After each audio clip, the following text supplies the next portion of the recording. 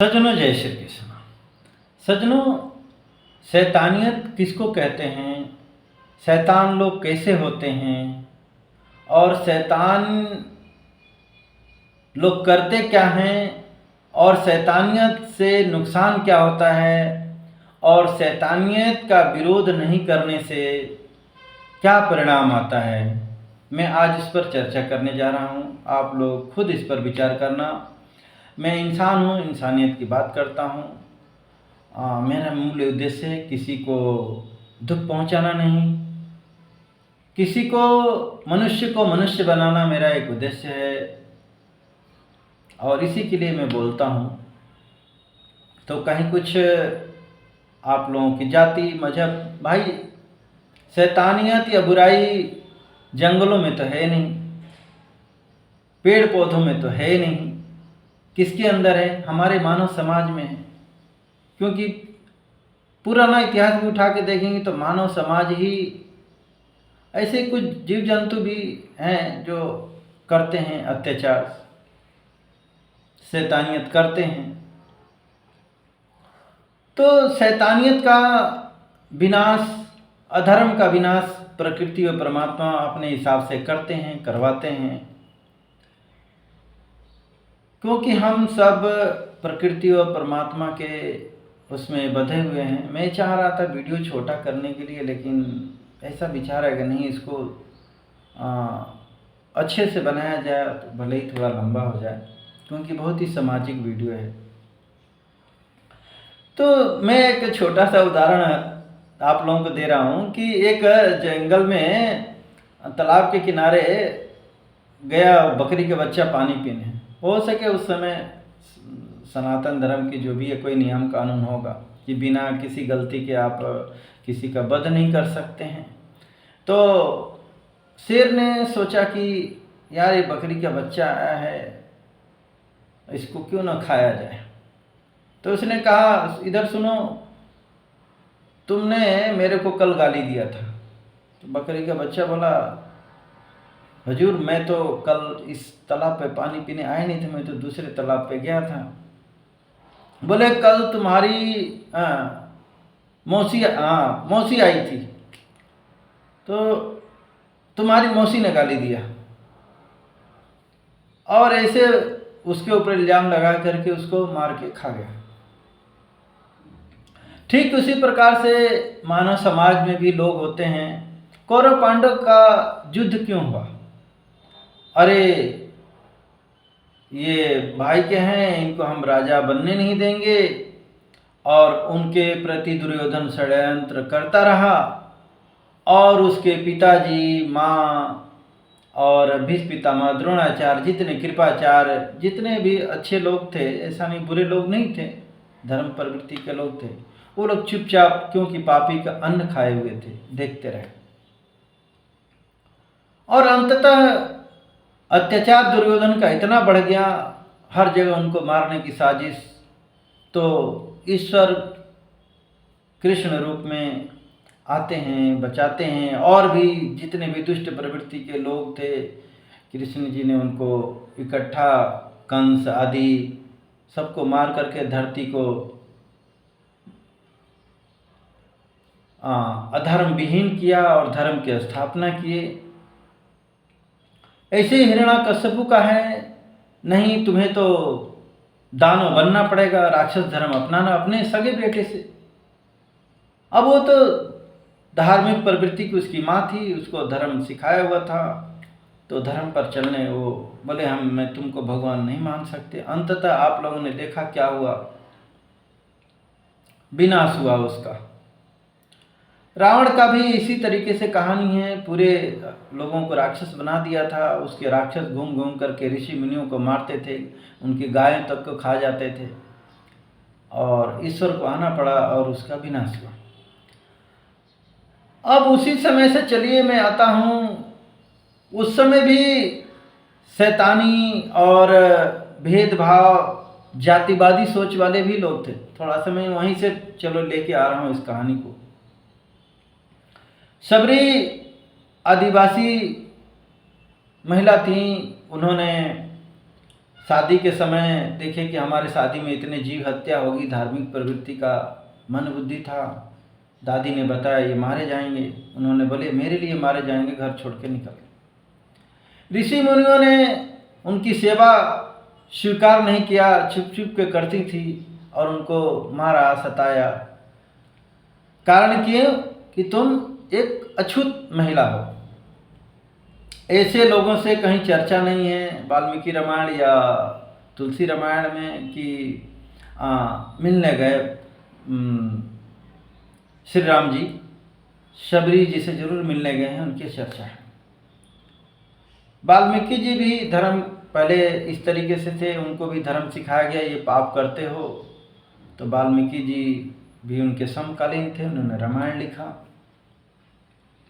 तो सज्जनों, मेरा कहने का मतलब यह है कि आज भी देख रहे हैं कि इस प्रवृत्ति के लोग हैं।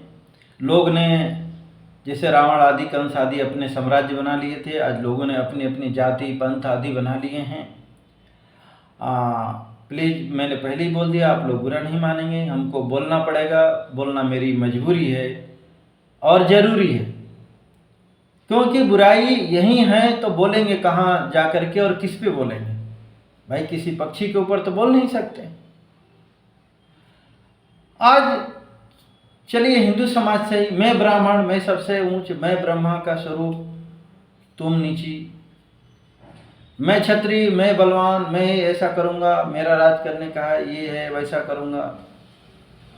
इसी तरीके से बहस, इसी यानी सब में एक दूसरे की ये चीज़ें क्या दे रही हैं? जो चीज़ देखो घृणा दे, नफरत दे, हिंसा दे, उसी को शैतानियत कहेंगे ना। आज भी कुछ ईसाई लोग बन गए, नहीं ईसाई धर्म वो है, आ जाओ इसमें तो मांस मदिरा जैसा भी रहना चाहो, ये सब चीज़ें खाओ। तुम मुसलमान बन जाओ, नहीं बनोगे तो हम तुमको मारेंगे, काटेंगे, सताएंगे, तुम काफिर हो, मारने लायक हो, मेरा ही अल्लाह सबसे बड़ा महान है। और इस प्रवृत्ति से करके देख रहे हैं कि कितने मुस्लिम देश बना लिए और वहाँ हो क्या रहा है? मार काट हिंसा। भारत का ही टुकड़ा पाकिस्तान बांग्लादेश, वहाँ पर हिंदुओं को ख़त्म कर दिया गया, अब मुसलमान ही आपस में लड़ रहे हैं।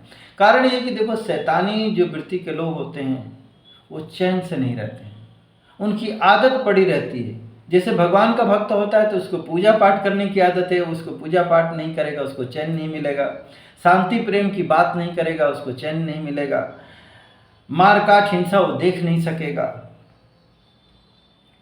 और ये सब बुराइयां क्यों बढ़ती हैं? मैंने आपको पहले ही बोला कि जैसे प्रबुद्ध लोग हैं, अच्छे लोग हैं, वो बोले नहीं। आज भी देख रहे हो कि आज जंतर मंतर पर ये बच्चे इकट्ठे हुए बेहुदा टाइप के, अधर्मी, देश विरोधी, उनके माँ बाप हैं। एक तो लड़की है जो 14 साल की नीचे, उसका बाप भी साथ में आ रहा है।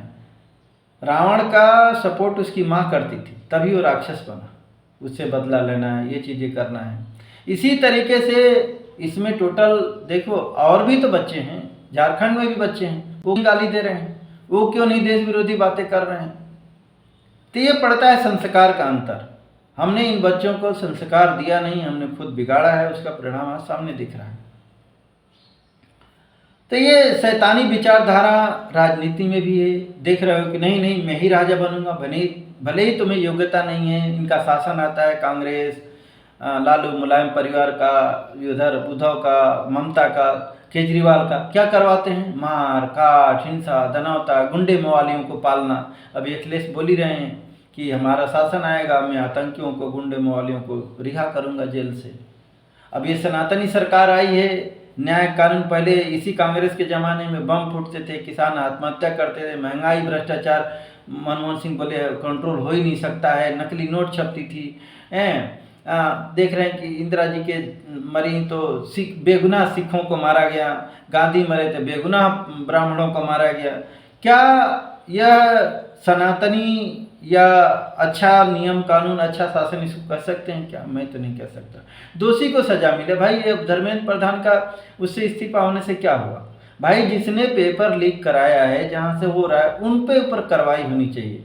लेकिन ये देख रहे हो कि मूर्ख टाइप के कुछ लड़के आए हैं जो लोगों को मूर्ख बना रहे हैं। मैं यहाँ पर एक अनुरोध करना चाहूँगा भारत के लोगों से कि आप ऐसे लोगों के पास में अपने बच्चों को मत भेजो जहाँ पर आपको आतंकी चाहे मुसलमानियत के नाम पर, मजहब के नाम पर बनाया जा रहा हो, चाहे पार्टी के नाम पर आपके बच्चों को गुंडे, मवाली और देख रहे हैं कि विधर्मी बनाया जा रहा है। बिल्कुल ही कितने मुश्किल से बच्चे पैदा किए जाते हैं, उनको अच्छा सिखाओ, उनको अच्छा रोजगार आदि सिखाओ। ये देखिए, परमात्मा सबका एक है, मैं भी मानता हूँ। हिंदू मुसलमान अलग होता तो पाकिस्तान में कहते हैं मारो तो जन्नत मिलती है, वहाँ देख रहा हूँ अन्न नहीं मिल रहा है। बांग्लादेश में, हर मुस्लिम देश में देख रहा हूँ मार काट हिंसा। ऐसा नहीं, ईश्वर एक ही है। आज देख रहे हैं कि ऐसा होता तो मैं बोल रहा हूँ ना, वहाँ तो हीरे जवाहरात, अरे भाई स्वर्ग में क्यों देगा भाई? और स्वर्ग में ऐसी असुविधा है क्या? इतने लोग स्वर्ग में जा रहे हैं, कोई तो टेलीफोन में इस बात बात उठाता हूँ कि भाई स्वर्ग में हिंदू, मुसलमान, क्रिश्चियन सभी बोलते हैं, तो वहाँ से भाई एक चिट्ठी भेज देता नहीं है।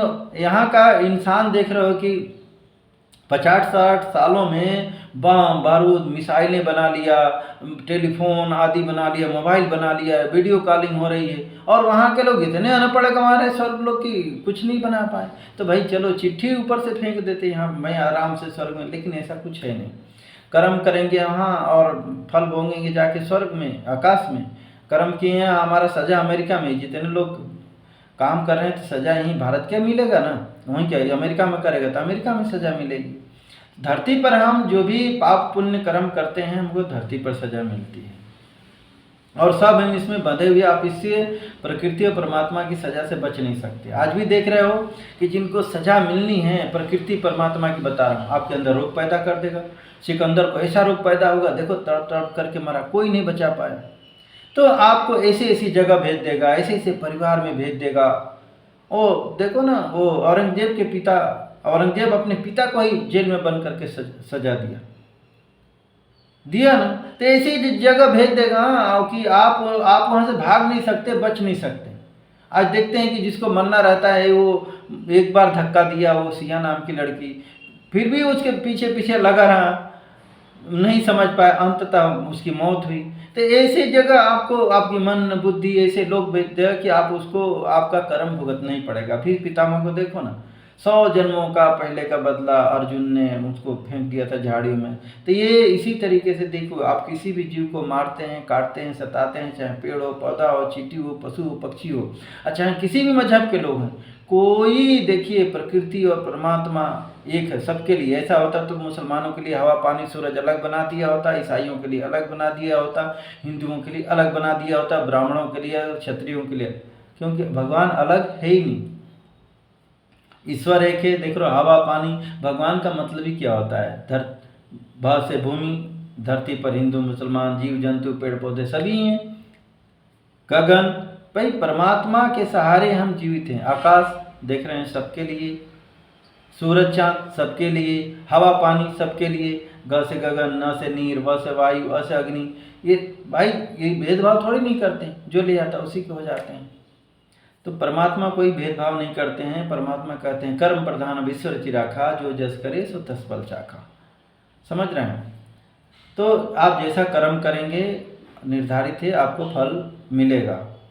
कोई वहाँ बैठा हुआ नहीं, वो आपके अंदर ही पूरा रिकॉर्डिंग होती है, और उसी के अनुसार इस जीवात्मा को जा कर के जन्म मरण दुख परेशानी झेलना पड़ता है। इसको कोई नहीं बचा सकता, कोई मौला मौली पुजारी नहीं बचा सकता। इसीलिए आप अपने कर्म को भगवान बनाइए, कर्म से डरिए। आप जीवन में सत्कर्म अच्छा करेंगे, आपका अच्छा होगा, सीधी सीधी बात है। बुरा करेंगे बुरा होगा, इसको कोई नहीं बचा सकता, भगवान भी नहीं। भगवान ने बाली को छुप के बाण मारा था, उनको बहलिया बन करके मारा। तो जब उनको नहीं हो सकता तो आप कैसे बचोगे भाई? आप भगवान से बड़े हो क्या आपका माफ हो जाएगा? नहीं होता है भाई। किसी न किसी रूप में उसका परिणाम आपको भोगना ही पड़ेगा। तो इसीलिए आप अच्छा कर्म करिए। और ये जितने जातिवाद मजहबवादी भेदभाव है, ये यहाँ से क्या मिल रहा है? मार काट हिंसा छुआछूत घृणा नफरत। और भगवान कह क्या रहे हैं? मोहे कूड़ कपट छल छिद्र न भावा, निर्मल मन सो जन पावा। निर्मल मन हमारा कैसे होगा? जब हम सत्कर्म करेंगे, जब हम सत्य राह पर चलेंगे, सबके साथ न्याय करेंगे, सभी जीवों से प्रेम करेंगे, मार काट हिंसा नहीं करेंगे, तब तो हमारा ये मन निर्मल होगा। लेकिन हम तो यहाँ छल कपट बेईमानी जाति धर्म पंथ के नाम पर कर रहे हैं और कह रहे हैं हम ही महान हैं, हमको ही भगवान ने बनाया, हमको ही अल्लाह ने बनाया, हम ही सबसे पवित्र हैं। कहने से कुछ होता है भैया? हैं? कहने से कुछ नहीं होता है। कहने से स्वर्ग नरक मिल जाए, मंत्र से मिल जाए ना तो सभी के सब चले जाएं। तो ये धरती पर जी कीड़े मकोड़े समुद्र के अंदर सड़ रहे हैं, गल रहे हैं, लोग बीमार में पड़े हुए हैं, हॉस्पिटलों में भरे पड़े हुए हैं। उसमें हिंदू मुसलमान ब्राह्मण क्षत्रिय सभी हैं। हिंदू मुसलमान चोर बेईमान लुटेरे इसमें सभी हैं। कैसे पवित्र हो गए भाई? नहीं, आप अपने कर्मों का जिम्मेदार खुद हैं। आप जैसा कर्म करेंगे आपको वैसा फल मिलना तय है, कोई साथ में नहीं जाता। आप चोरी करते हो तो आपके पिताजी माँ को नहीं ले जाया जाता है ना, आपको ही ले जाया जाता है ना, आपको बंद किया जाता है। थोड़ी बहुत पूछताछ के लिए भले ही ले जाते हैं, लेकिन यहाँ की सरकार वहाँ की सरकार तो पूरी रिकॉर्डिंग है, वो सब उसको गवाह की जरूरत ही नहीं, पूरा वो है, आपको मिलना तय है। तो इन सब चक्करों में ऐसे लोगों को मत पड़िए जो आपको शैतान बना रहे हैं, हैवान बना रहे हैं, जाति पार्टी में अपने शामिल करके, मजहब में शामिल करके। कोई नहीं बचाने आएगा। इतनी तकलीफ, अब यहाँ हमको लगता है कि अरे यार वो तकलीफ है, वो दुखी है, परेशान है, सब अपना कर्म भुगत रहे भाई। हमने जितना पिछला कर्म करके आया है ना, हमको उसका फल मिल रहा है, और अब जो करेंगे अगले जन्म में मिलेगा। सीधी सीधी सी नाती, ये सब चीज़ें आप लोगों को नहीं बताएंगे। लोगों को है ना जाति भरम का, जैसे हमने चश्मा लगाया, अभी हरा लगा लूँगा तो हरा हरा दिखने लग जाएगा, अभी मैंने सफ़ेद लगाया तो सफ़ेद। इसी तरीके से जाति मजहब पंथ का हमारे दिमाग में भर दिया गया है, चश्मा पहना दिया गया है। देख रहे हो वहाँ बच्चे सनातन धर्म को ही गाली दे रहे हैं, उनको देख रहे हो ये इतने शातिर हैं, बोल रहे हैं कि अरे मासूम मासूम बच्चे नहीं हैं। उनको पता है कि ईसाई और मुसलमान धर्म पर बोलेंगे तो हम मार पड़ेगी, तो एक शब्द नहीं बोलना, वहाँ अल्लाह अल्लाह का नाम जप रहे हैं। जबकि सनातन धर्मी लोग होते हैं, देख रहे हो ना वहाँ झारखंड में बेचारे कुछ नहीं कर रहे हैं बेचारे, तब भी उनको लाठियाँ पड़ रही हैं।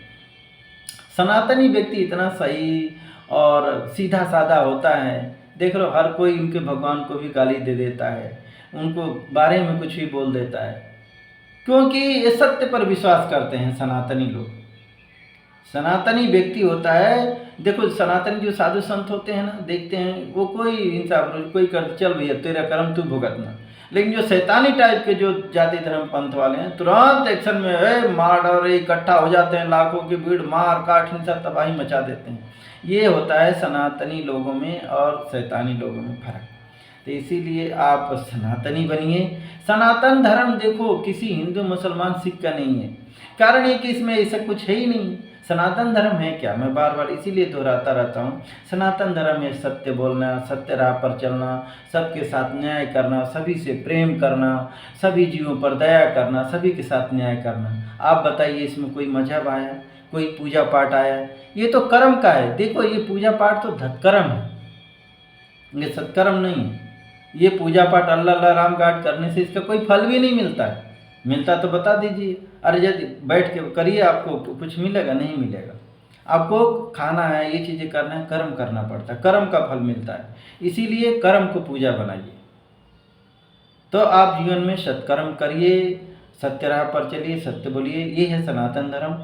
इसके लिए कोई जाति पंथ में जाने की ज़रूरत नहीं है, अपनाने की ज़रूरत नहीं है, और न मानने की ज़रूरत है। ये जितने वो लोग हैं सब आपको गुमराह करने के लिए, आपको आपसे पाप करवा करके, झूठ फरेब करवा करके, आपको क्या है ऐसा करोगे तो जब यहाँ की सरकार झूठ फरेब मार काट हिंसा का जेल में डालती, तो वहाँ की सरकार इतनी है कि आप ये चीज़ें करोगे और आपको स्वर्ग दे देगी।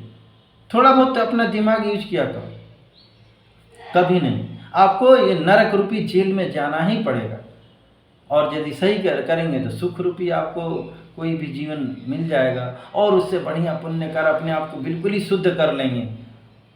परमात्मा एक शुद्ध है, तो आपको अपने उसमें मिला लेता है कि हमें ये संसार चाहिए नहीं, बिल्कुल ही अपने को कोई पाप कर्म नहीं, बिल्कुल ही छल कपट बेईमानी नहीं, एकदम शुद्ध पवित्र बना लीजिए। तब पर यही मुक्ति है, यही मोक्ष है। तब आपके ऊपर है कि हमें नरक में जाना है, दुख भोगना है, कि सुख भोगना है, या परमात्मा में मिलना है। जय श्री कृष्ण।